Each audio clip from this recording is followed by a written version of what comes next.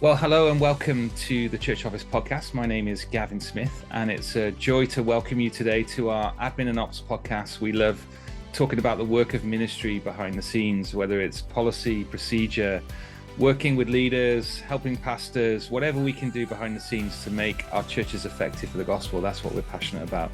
And we've got a special guest on today, Richard Coekin from South London. How are you doing, my friend? Thanks for being on the podcast. I'm great, thank you. Thank you for having me. Really privileged and excited to be with you. It's really exciting, and we're going to be talking about Reach Ministries today and sharing a little bit about them.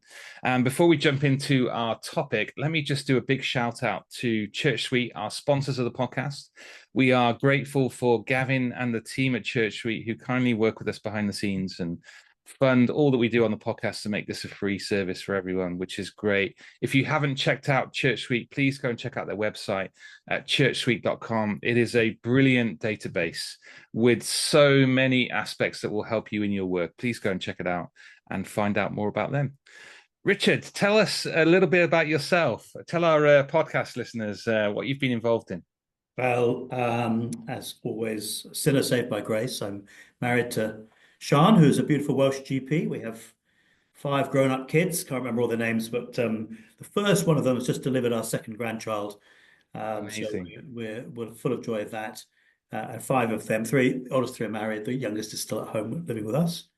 What else would you like to know? Yeah, you were a senior pastor for many years. Tell us a little bit about Yes. your experience. Trained at Moore College and then at Wycliffe Hall. I trained actually before that. I was a commercial solicitor actually in London. Okay. And then did a training job in Manchester, and then came down to a little church plant at Dundonald Church in Dundonald School on Dundonald Park, Dundonald Road. So they call it Dundonald, you know. That was back in 1995, and it was only a little church, and the church office actually was my garden shed. Okay. For the first 8 years. But God was very kind, and God brought along some vigorous young leaders, and there weren't so many church plants. Everyone wasn't talking about it quite then as they did in the next 20 years. But God grew the work, and we went multi-site, went through a couple of building projects, and God kept raising up new leaders. And so we planted a number of churches, and then, so 29 years later, I have just stepped back from being senior pastor at Dundonald Church. Yeah. And, should I say something about commission as well? That'd be great. Yeah, it'd be great. The opportunity came up to start a church in West London. So St Helens Bishopsgate invited me to recruit from their evening congregation, which was very generous and kind of them. And we took about 90 of their evening congregation. Obviously, you don't often plant with 90. But with Matt Fuller helping me. So I was senior pastor at, it was called the Bible Talks then, what is now Christchurch Mayfair, at the same time as at Dundonald. And also we started planting. So 9 churches went out from Dundonald, and then across London, by God's grace. Somebody said we'd helped with the network had helped start 43 new churches, but of them, some left, some closed, some combined. I think there's about 31 churches, of which in commission at the moment, of which about 22 are established, 9 are getting themselves established. Yeah. And again, I stepped back from being ministry director last summer. And so I was succeeded in both roles by wonderful men. So Richard Ledbetter, so Leddy at Dundonald Church, and Andy Mason is now ministry director of commission. And I'm what's called emeritus in both emeritus roles, which but that's to give time to this new ministry, which I've been wanting to get involved in, which is Reach Ministries UK. Yeah, it's a real privilege. So we've got somebody who's very experienced on the podcast today, and that just means I'm old, but you're right. Oh no. Huge experience, and now you're launching into something new, which we've connected in London together, and this is really just a great opportunity to signpost pastors who are listening to the podcast and administrators who may be aware that their pastors need some help on both angles. Reach Ministry could be the perfect place for you. Let's talk about your heart to start this end, Richard. How did all of this come about? It's not just because you're kind of taking a step back, is it? No. This is more than that. Well, actually, we started. So Ray Evans from the FIC and I had talked in the past. Both of us have been doing a lot of mentoring and training with pastors inside different spheres and networks, Yeah, and some abroad as well as at home. And so, in fact, somebody asked me a few years ago, what would I love to do, in my final years of ministry, God willing. And so this is what I'd love to do, which is to serve pastors. I mean, the ultimate aim is we want to reach the lost, and yeah, that's all of what we're talking about is to glorify God in reaching the lost. yeah, We're told that the reason God hasn't yet ended the world yeah, is the same reason that Jesus called us. He called his disciples to follow and learn how to fish for others, and yeah, he was a relentless evangelist, and you'd find him um, off with the lost, talking to them. And when he left us, he told us to make disciples. So I take it that Bible-loving churches are going to be all about yeah, reaching the lost. And the reason why we hold up the truth, 1 Timothy is churches are the pillar of the truth, is because chapter 1, God is the Savior yeah, who wants everyone to be saved and to come to the knowledge of the truth. yeah, So I think we want churches that are going to be effective in reaching the lost. yeah, And so, yeah, Reach Ministries is committed to that. I think Ray and I have observed that perhaps in recent years, we've had lots of evangelical churches committed to good preaching, and yeah, I am totally committed to the priority and centrality of Bible teaching and indeed of expository preaching in yeah, particular. But I still think that the Bible teaching ministries of a church are the heart of the church, they're not the whole.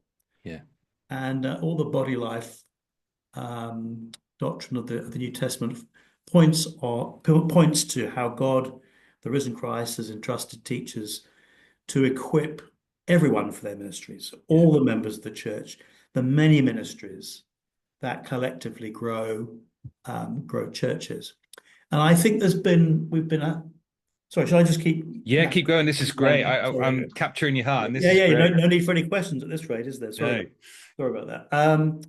But I think we just observed that I think there's been a slightly sort of focus on the word ministry only, and not much on helping churches to organize in order to build platforms for the word. yeah, And so classic, we've got a lot, I think two or three things. Firstly, the aim of Reach Ministries is to encourage and equip leaders and their teams for gospel ministries that actually reach the lost.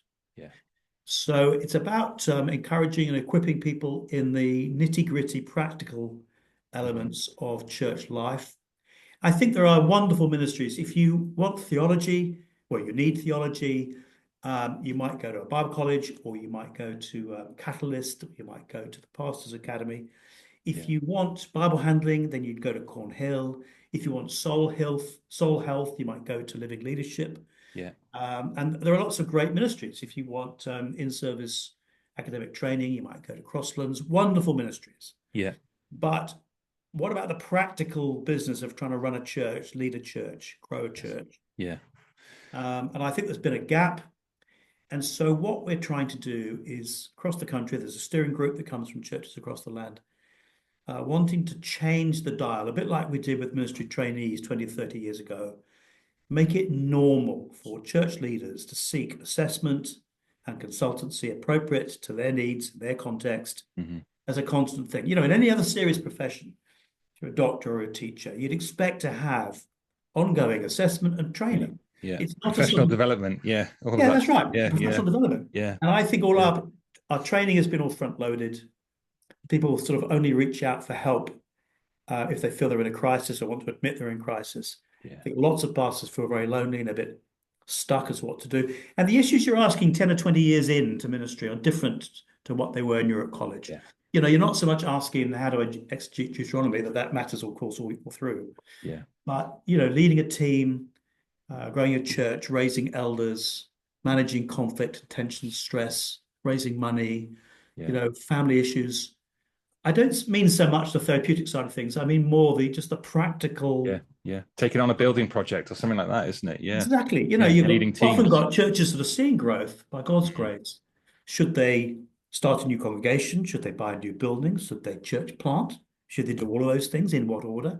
People have lots of questions, and Mm. I've made lots of mistakes and seen God do great things. And Yeah. like Ray, I just want to help pastors. A real heart for pastors.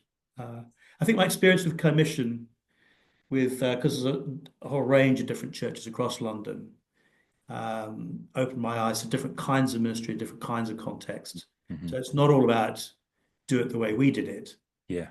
but it is about, look, have you thought of trying this? No, I never thought of that. And Yeah. here's where you could get help. Yeah. And I'd like to make it normal so that across the country, pastors feel, let's say they're looking forward to the next year and they're thinking, I think I might get a bit of help with this. Mm. I'd love Mm. to get some help with how to raise up godly elders Yeah. and then have mentors across the country of many kinds, different kinds of mentors. I'm not the right kind of mentor for everyone. Mm. You may want Ray Evans, you may want Piers Bickersteth, you may want Matt Baldock. And so we're growing the team of mentors across the country Yeah. so that pastors to start with, but also other members of the team Yeah. can access the practical help and ideas and encouragement that they need. So that's what it's all about. Yeah, no, this is great, and I think this is where it overlaps with the church office. That whenever we go out and do a back office review with a church, we're trying to really try to start with trying to establish what is this church seeking to do? What is their vision? And unless you get that clarity at top leadership level, where senior pastor and a bunch of elders have got a real idea of what they want to do, everything else fits in then. So what's our operational plan? What's our strategy? How do we finance? How do we work the building? All the things that we love doing behind the scenes in churches. We've got to have that kind of clear vision to start with. And I think that's where I find a lot of leaders feel the pressure Yeah. to have a vision. And some think they've got to have a huge vision. Others have got no idea how to even start to put together a vision. Has that been your experience as well? You share that?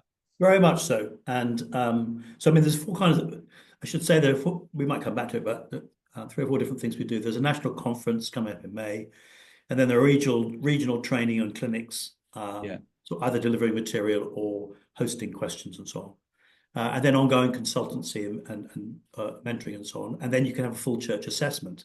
And that's the big whole kind of Yeah. big change document where one of my colleagues, Andy, is heavily involved in producing a significant study on a church. And just in the mentoring and in the church assessments, we're finding that lots of churches, they know roughly what they're doing. They're Christians, they're Bible people. They know roughly, but they've never quite clarified what their vision is. They've not clarified what the ministries are that they're pursuing to get there. Yeah. Quite often, it's very focused on the senior pastor without clear parameters for other ministries. And operations teams who are dying to help Yeah. and willing to help, Yeah. often struggling to help because there's no clear strategic vision for what the church is doing. Yeah. And I think there's been a bit of a sort of racist, anti-American, or anti-business. I mean, you do need to be careful. Our work is primarily spiritual, and as I say, we want to keep Bible teaching at the heart of everything. Yeah. Andrew Hurd's written a really helpful book called Growth and Change, Okay. where he spends a long time prefacing the need for growth and strategic thinking, just warning us about the dangers of being too focused on strategy. You can be Yeah. too Yeah. obsessed, and there's no silver bullet. The gospel is the path of salvation. But if we want to deliver the gospel to growing numbers of people, to see more and more people saved from hell for heaven forever, we've got to organize. We've just got to get organized. And we're also finding lots of lay leaders are very familiar with these things because they're dealing with them a lot in their working life. Yeah. But they're often a bit frustrated because they don't understand the pastoral world. And then we've got lots of church pastors who don't really understand how to get organized. Yeah. Yeah.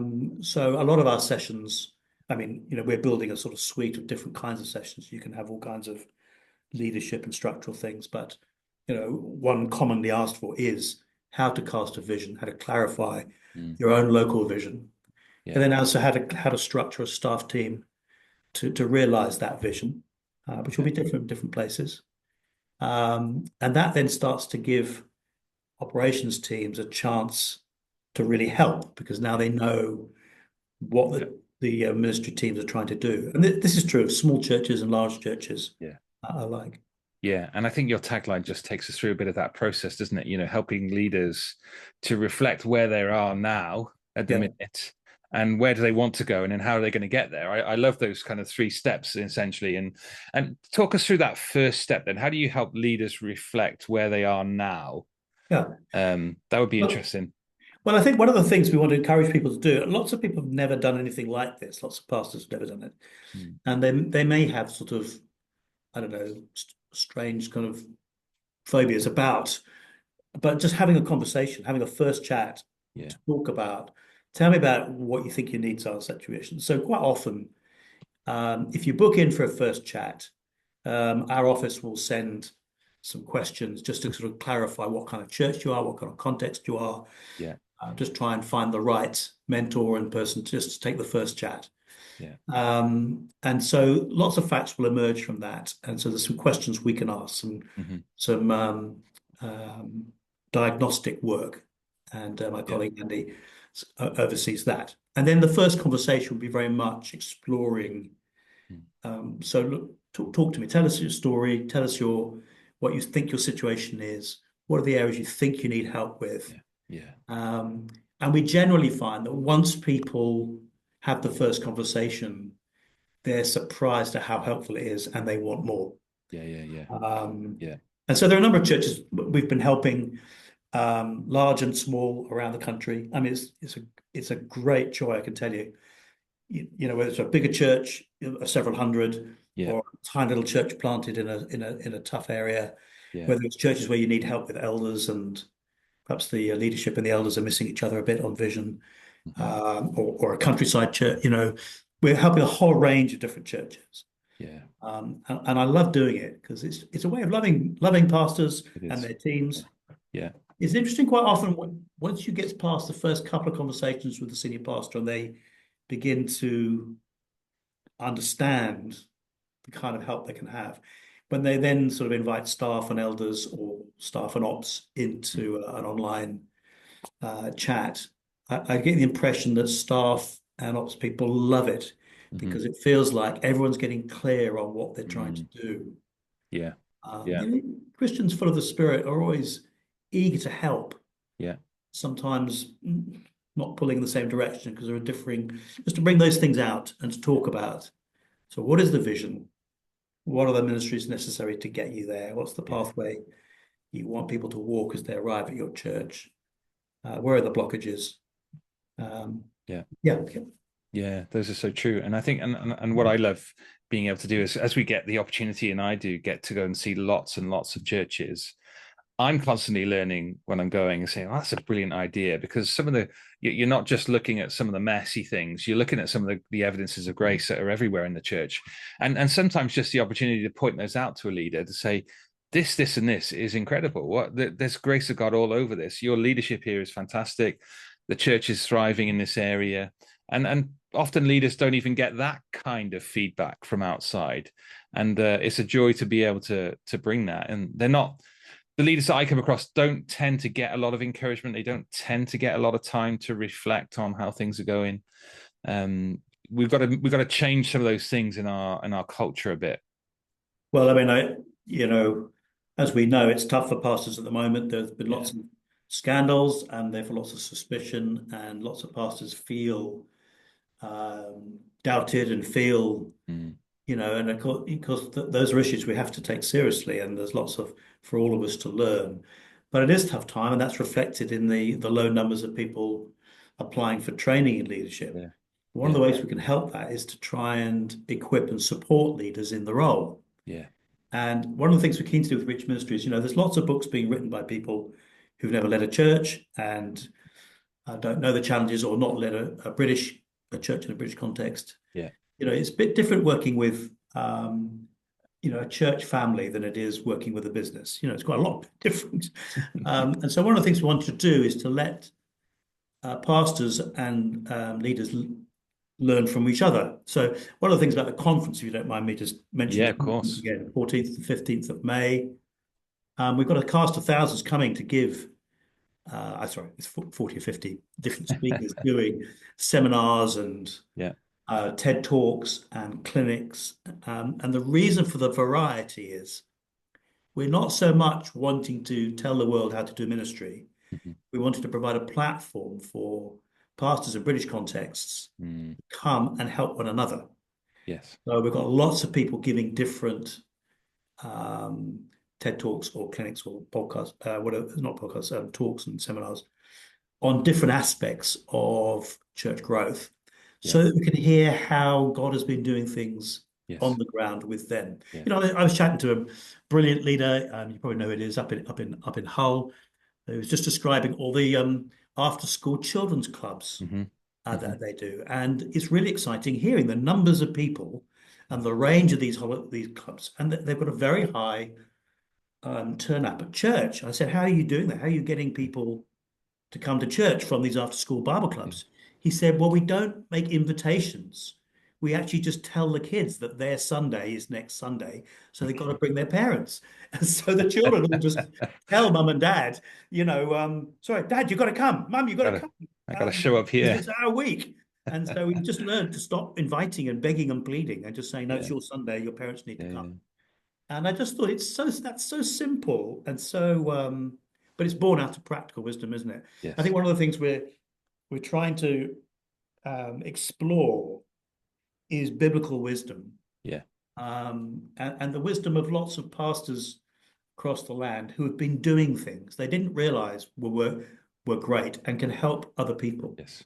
Um, so yeah, it's very much about it's a church from pastors and British pastors and leaders for British pastors and Yeah. leaders, Yeah. so we can learn from one Yeah. another.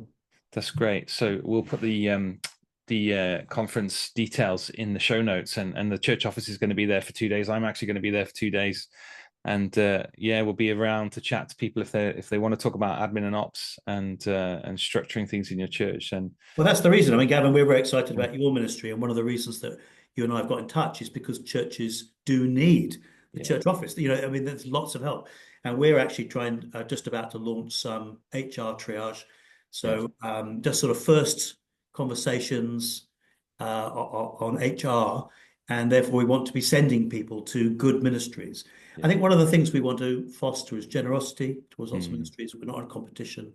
We need one another. I think absolutely, actually everyone's yeah, a bit tired of tribal bickering, and yeah, I think we need to sort of one of the things I appreciated about last year's pilot conference, and we hope again for this year is we want people to know about one another's ministries, mm, so that yeah, people can get the help they need, and actually collaborate and work together on those yeah, things. yeah, So we're very excited absolutely. about what you're doing, and we will be wanting to steer people towards you whenever they need your help.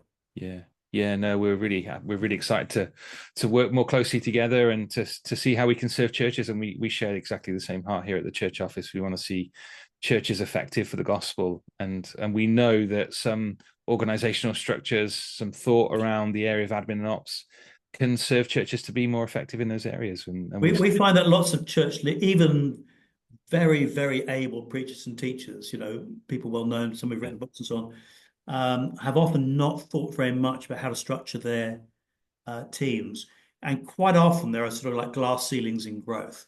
yeah, So, yeah, if your model for ministry is Bible teaching and relationship, you can have a strong relationship with 150 people. yeah, But beyond that, you can't remember everyone's name, and the relationship starts to break down. And so a lot of churches plateau between yeah, 150 and 200, yeah, and they've got to structure and they've got to organize. And the senior pastor in particular has got to stop trying to be at the center of everything yeah, and to equip. It's Acts 6, isn't it? yeah, it is. And you've got Yeah, the great yeah, apostles failing to even care for the widows, yeah, disastrously undermining the gospel. But in order to preserve the centrality of the Bible teaching, they've got to learn how to build teams, how to yeah, identify, yeah, raise up leaders, and then pray for and appoint and authorize leaders to do the ministries that they can't do yeah, very well themselves. And so the word of God spread. And it's funny, I used to think that Acts 6 was all about the priority of Bible teaching, but now I often give it under the title. In fact, we all look at this at the conference. mm, Three things happened in Jerusalem. mm, mm, One, there was great Bible teaching. yeah, Two, they built teams. And so three, the hungry were fed. yes, And in other words, and so the word of God spread. yeah, yeah, yeah, So I yeah. think we need to learn how to um, uh, not take advantage. access the blessings that God has given to us in the people sitting in front of us in our church families. Yes. You've often, Yeah. the Yeah. only options you're giving people are help with coffee, help with the children, or do the sound desk.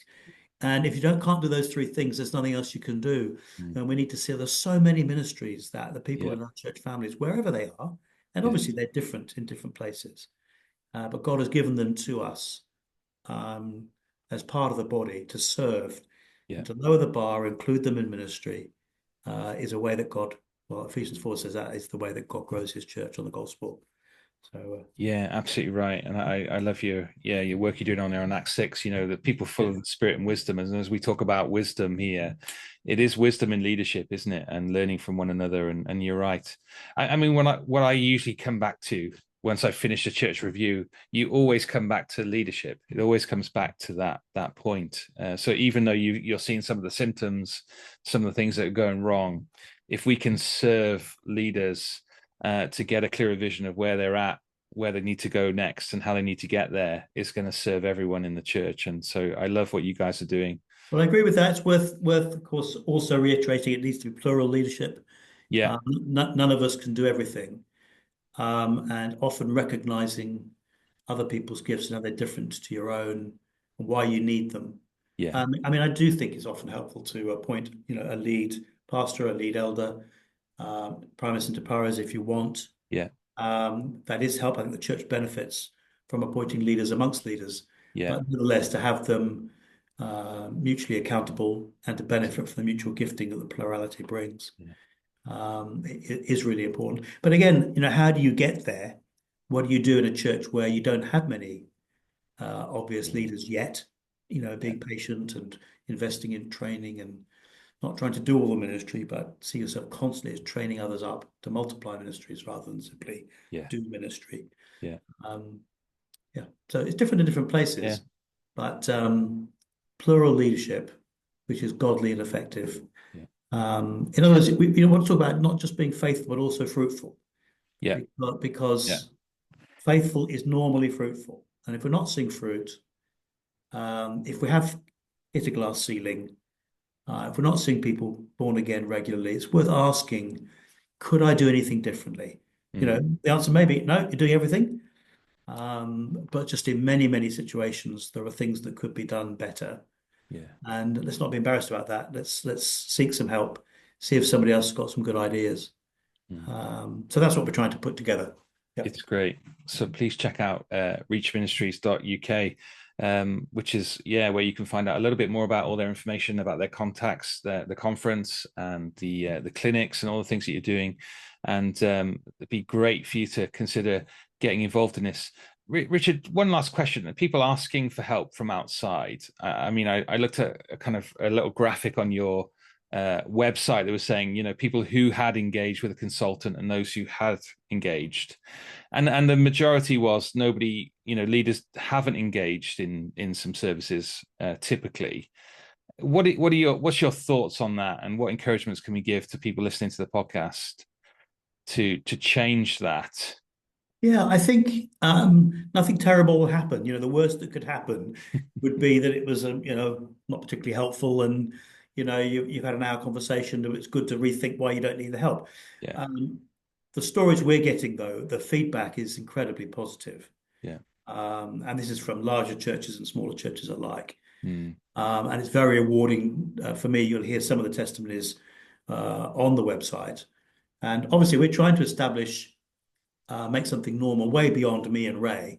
yeah, This is something just a culture change. yes, It's not feeling you have to try and do ministry on your own and suffer in silence and struggle away, and perhaps look with despair and envy at other churches that have positive stories to yeah, tell. And, yeah, yeah, yeah, lots of ministry is just hard graft. mm, And I think it can be really encouraging. We're finding people coming on and telling things. And one of the great things to say, brother, what you're doing is fantastic. yes, I mean, yeah, I don't know whether you realize not many people are seeing this. yeah, This is yeah, yeah, wonderful. yeah, So I think to be encouraged, but also to have some suggestions for how to improve it. Lots of people are coming back multiple times. yeah, I think there may be some pride. There may be those who think I've got nothing to learn, and that's sad. Yeah. I think it's almost the definition of a good leader, that a good leader is willing to listen to ideas. Yeah. And I think the main difference between individual mentoring and conferences, at a conference, you're hearing generalized talks, often from fantastic leaders, often from Hmm. around the world, Hmm. but you're trying to sort of pluck out a nugget here and a nugget Yeah. there Yeah. because Yeah. most of the talk doesn't apply directly to you. The great thing about an online conversation is bespoke to you and your church. And I think you almost owe it to your church to have a bespoke Yeah. conversation where you're saying, let's talk about our church in our context and what's happening here. And so all the help is focused specifically upon you and your ministry, your church, your team, Yeah. your situation. I think I can't, there can't be many people who wouldn't benefit from that. I Yeah. guess the other thing is that people are very busy. How do you Yeah. fit, arrange for an hour and a half? We charge for it, though it's means tested, so much less for little churches, and on the grand scheme of things, it's very very little.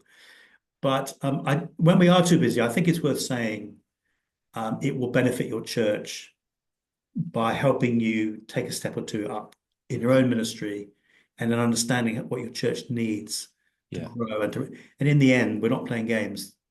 We're about trying to reach the lost. Yeah. Yeah. Um, Yeah. and all of us we want to do our best. We want to stand before Jesus and know, I was wicked and I was weak, but I did try.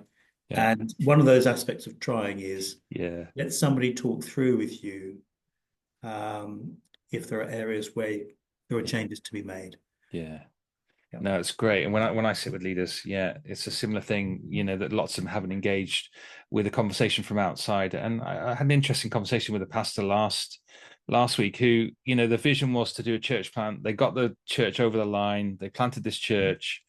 They were kind of still trying to recover in a way because they send their best people, they send some finance with them, and he was just kind of stuck in that thing of, what do I do next? How do I recover the church? And a conversation that just stops and say, have you thought about this? Reflect on this.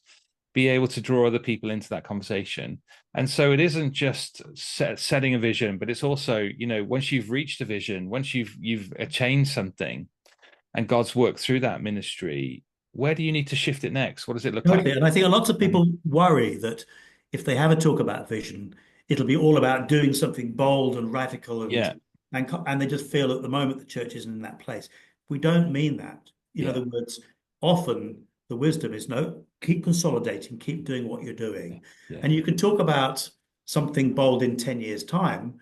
That doesn't mean that you're about to sort of lose half your church or do something crazy now. yeah, It's different. And I think, recovering from a church plant is a classic. I've been through it many stages, many times. And sometimes you just have to spend some years rebuilding, rebooting, yeah, yeah, um, clarifying a new yeah. growth dynamic.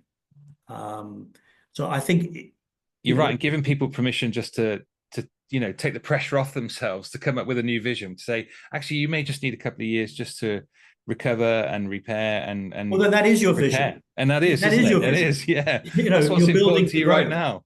Yeah. So I Yeah, think people get frightened that they're yeah, going to have to do something really radical.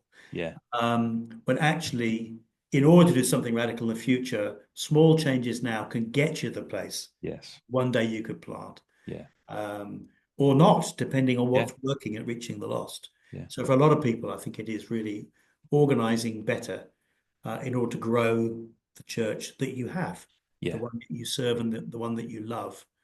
It doesn't mean trying to turn your church into somebody else's church. It's one yeah. of the really crippling things is trying to do what they do elsewhere, Yes. but Just rather to copying someone understand your else. own Yeah. church and what Yeah. God has given you to grow.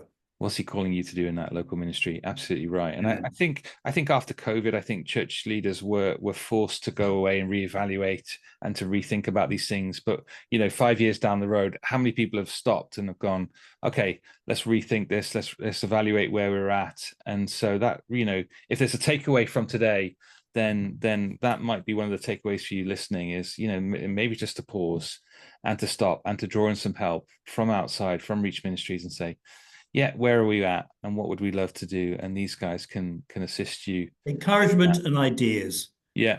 Who doesn't need encouragement and upliftment? Absolutely. Yeah.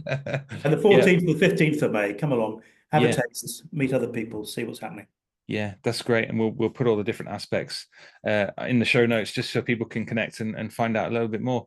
Richard, thank you so much for your time, mate. And Not at all. your Thank you, wisdom is Gavin. just flowing out on the podcast. And What you're doing, I think, is fantastic, and churches need the help of the church office everywhere. So thank you so much. it's great. And I'm looking forward to working more closely together to serve churches for the gospel. And that's what And we're Church about. Suite too. Church Suite, marvelous.